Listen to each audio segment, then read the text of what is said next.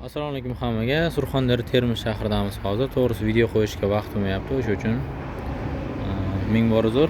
Cobalt mashinasiga cruise control tizim maksimal narxda qo'yib berganmiz, 390 ming so'm. Bar 12 qo'yilgan. Narsalari joy-joyda ishlaydi. Barlar hammasi joy-joyida, gabaritlar yonadi.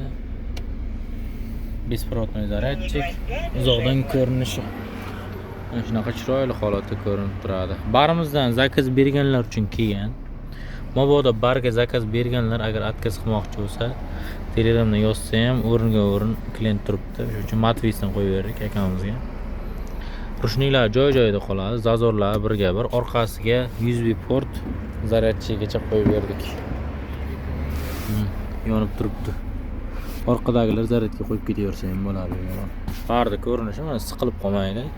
Juda ham go'zal holatda bo'ladi. Mana. Neobычный bar qo'ydiraman deganlar uchun mana shu 10x barda taklif qilamiz sizlarga. O'zimning mashinamga ham shundan qo'yib oldim, zo'r ekan. Ko'chalari ham zo'r, yopilishi ham zo'r. Umuman qimirlamaydi ham, zo'r turadi taylari, zazorlari ham yaxshi chiqqan.